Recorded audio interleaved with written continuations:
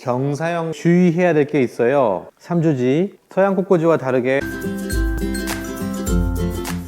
안녕하십니까. 오늘은 동양 꽃꽂이 경사형을 한번 해보도록 하겠습니다. 오늘 경사형은 제가 여기 보이시는 진달래를 이용해서 한번 해볼 텐데요. 시험에 영산형을 대체해서 쓸 수 있는 소재가 동백도 있고 또 진달래도 있고 탑사철도 있고 다양한 재료들이 있는데 저는 오늘 진달래를 한번 사용해 보도록 하겠습니다. 주지를 잡는 법에 대해서 제가 지난번에 소개를 해드렸어요. 궁금하신 분들은 직립형 영상을 참고해 주시면 좋겠고요. 경사형일 경우에는 1주지가 40에서 50도, 2주지가 0도에서 15도, 3주지가 70에서 80도. 다시 정리하면은 경사형과 직립형의 차이점은 1주지와 2주지의 위치만 바뀔 뿐이지 각 주지의 길이들은 똑같습니다. 1주지와 2주지의 위치만 바뀐다는 게 좀 차이점이 있죠. 주지를 잡기 전에요, 내가 어떤 주지를 어떻게 쓸 것인가를 좀 고민을 해볼 필요가 있는데, 주지의 가지를 정리하는 방법을 좀 간단하게 설명드릴게요. 주지의 가지는 두 개의 가지가 있어요. 이 둘 중에 하나는 잘라내야 돼요. 어떤 거를 잘라낼 것인가를 선택하기 전에 먼저 이렇게 화기에 한번 눕혀보세요.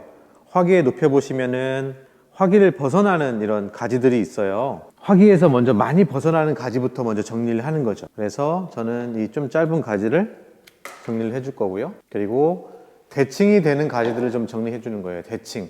양쪽에 똑같이 있는 가지들. 얘와 얘는 길이는 다르지만 대칭의 가지예요. 그죠? 이런 가지들은 정리를 할 필요가 있는 거죠. 이런 가지들을 가지고 높이 플러스 너비 곱하기 1.5배에서 최대 2배까지 쓸 수 있어요. 그래서 저는 2배까지는 좀 긴 것 같고 1.7배, 8배 정도를 잘랐는데, 오늘은 제가 가지를 사선으로 좀 자르겠습니다. 동양꽃꽂이에서 주지를 잡을 때 사용하는 가지들을 침봉에 꽂는 방법이 다양하게 있는데, 직립형을 꽂을 때는 가지를 수평으로 자르세요. 그 다음에 가위집을 내서 침봉에 꽂아주세요 했어요. 그렇게 해도 고정은 잘 되지만은 오늘은 이 자르는 거를 사선으로 잘라서 침봉에 꽂을 건데요. 이 사선으로 자르는 것도 이렇게 두꺼운 경우에는 사선을 양쪽을 이렇게 한번, 또 반대로 한번 이렇게 해서 날카롭게 될 수 있게 해주시고, 좀 가늘잖아요. 그럼 한쪽으로만 사선으로 이렇게 잘라주시면 되겠습니다. 40에서 50도에 가깝게 꽂은 다음에 이렇게 1주지를 만들어 주도록 하겠습니다. 주지를 만들 때에는 일단 먼저 꽂고 나서 내가 원하는 각도로 눕히는 거예요. 처음부터 사선으로 각도를 맞춰 놓은 다음에 누르게 되면은 침봉의 핀이 다 눕혀집니다. 다 휘어지기 때문에 그러지 않도록 해주시기 바랍니다. 자, 1주지를 썼으니까 이제 2주지를 사용하겠습니다. 2주지를 쓸 때 어떤 주지가 1주지와 어울릴 수 있는지를 먼저 고려를 해야 돼요. 1주지에 3분의 2 정도의 길이를 잘라서 2주지를 사용해 주시면 되겠죠. 자, 이렇게 꽂은 다음에 원하는 각도에 맞게 눕혀주시고, 팔손이를 이용해서 3주지를 좀 잡아 보도록 할게요. 이런 잎들을 처리해서 3주지를 잡는 방법이 있고요. 그리고 진달래 또는 이런 주지, 평상시에 사용했던 동백, 영산홍 이런 진달래들을 이용해서 3주지를 잡는 방법도 있죠. 하지만 오늘은 제가 좀 특별하게 3주지를 잎을 이용해서 3주지를 좀 잡아 보도록 하겠습니다.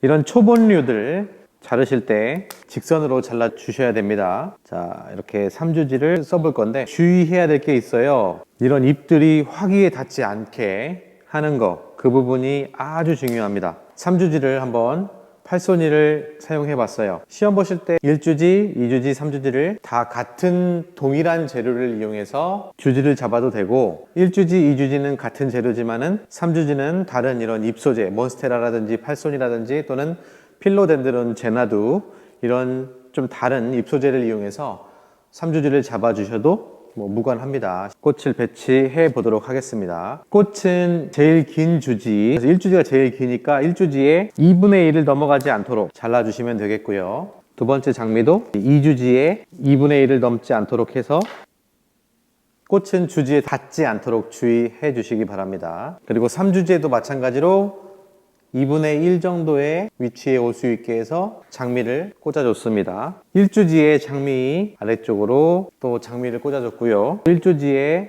바로 밑쪽으로 장미를 또 하나를 꽂아줬습니다. 가운데가 비게 되죠.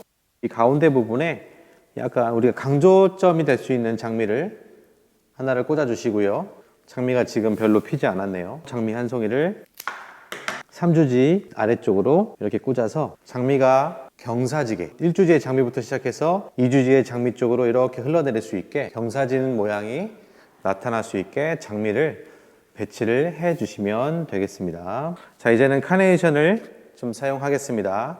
카네이션은 장미 사이사이에 사용하시는데 주의할 점은 장미보다 높이 올라오지 않도록 주의해 주시면 좋겠습니다. 자, 또 앞쪽으로도 이렇게 카네이션을 이용해서 배치를 해 주고요. 침봉이 다 보일 수 있어서 침봉을 가려주시는 게 좋겠습니다. 스프레이 카네이션을 이용해서 침봉을 어느 정도 좀 가려줬고요. 팔소니를 이용해서 마지막으로 뒤쪽에 침봉이 보일 수 있는 부분을 가려주도록 하겠습니다. 마지막 팔소니까지 써서 동약꽂이 경사형을 완성을 해보았습니다.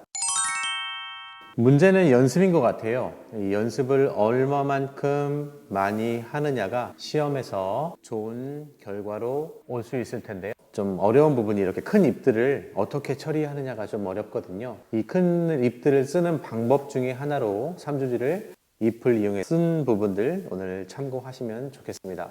오늘 여기까지 하겠습니다.